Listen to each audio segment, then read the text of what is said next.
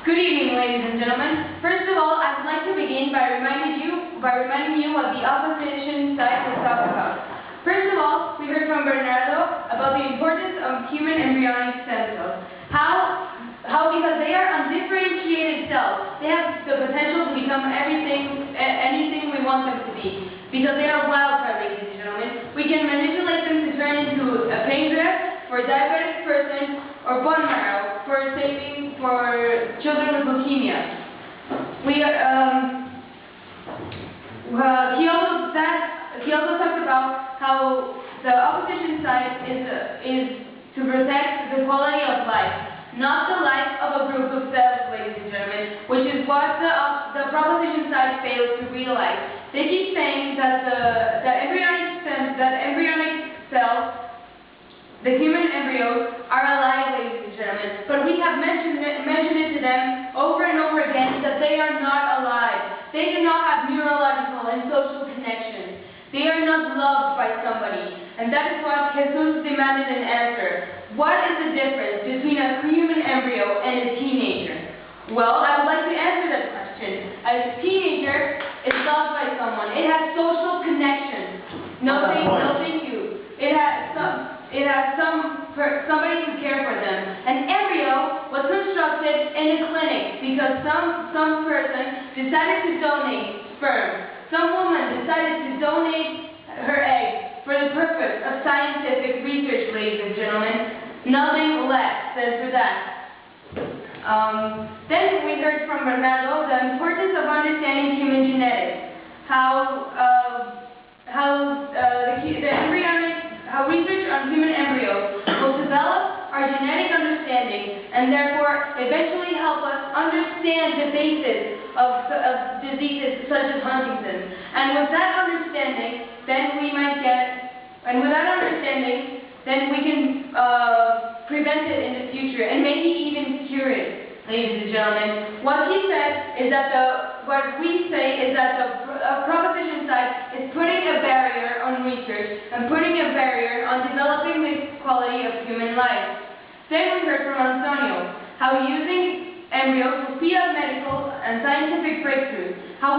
This talks about how we will get tangible results faster, because human embryos are much easier to obtain through in vitro clinics, and because they are undifferentiated, they have the capability to develop into anything we want them to be, and therefore more people will benefit. Now, moving on to my rebuttal. First of all, a key point that kept coming up was about the pregnant women. Was about the sperm in the cup. How that sperm in the cup has the potential to develop into human life. Well, that sperm in the cup was donated by somebody with the purpose of improving the quality of life. Juliana mentioned about the couple trying to get pregnant.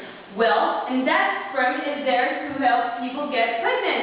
And how is that not improving the quality of life? That sperm in the cup is helping improving the quality of life of the couple. No, thank you. Of the couple that wants to have a baby. What if the person donating that sperm?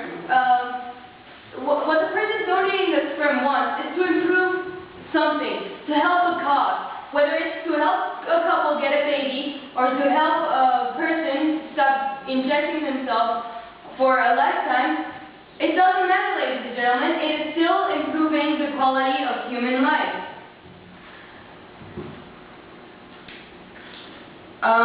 We heard from David how experimenting on human embryos is a slap in the face to scientists, which dedicate their lives to helping people get pregnant, to helping people with fertilization issues. No, thank you. Well, ladies and gentlemen, what if the woman gets pregnant and then has this baby and finds out that it has a disease, ladies and gentlemen? What if it has leukemia? Well, what is that mother, I'll take you in a second. Well, wouldn't that mother like there to be a cure for leukemia? A possibility that this child might develop? Yes, but tough. There isn't a cure, so we believe that the kid may die, but what we don't want is to kill even more human beings in the process, because I care. Thank you. Okay, so you're saying that it's okay for a baby with leukemia to die, even if there is a possibility of developing a cure and saving much more lives? No, thank you. Then we also heard that there are other methods which are the same as satisfactory. Like they said, injecting into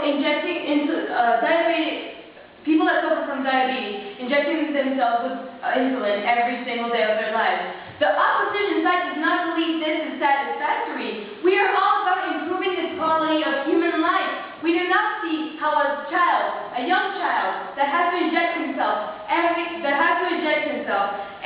single day, 3 times a day, has a good life quality, ladies and gentlemen. If there is a possibility for this child to live a normal life without having to inject himself every day, going through the pain of the needles going through his skin, then why not go for it, ladies and gentlemen? Why not give this child a chance to grow without the suffering of injecting himself every single day?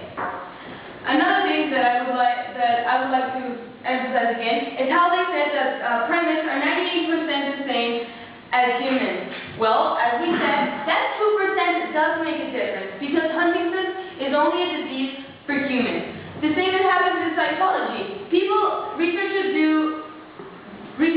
Researchers experiment on rats because they're very similar to humans, and yet there are still experiments done on humans because it is not exactly the same. We cannot say that there is going to be a cure based on. I'll take you a second. That there is going to be a cure based on research done on primates for humans. It is just not the same, ladies and gentlemen. If I were sick, I would not like to know that I'm receiving stem cells from a primate. Yes. Well, the fact that doctors value the life of an adult and they care about their consent while experimenting with them leads to us that we should also care about the consent of the embryo. Thank you.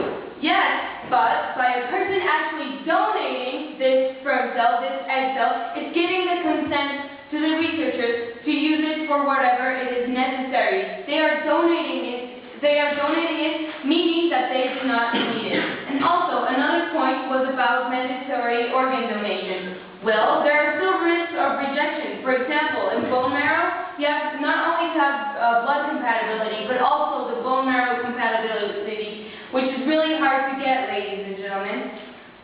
I would like to remind you once again what the opposition side stands for. We stand for improving the quality of human life. And we believe that the means justify the end. It's a term that I beg you to oppose. Thank you.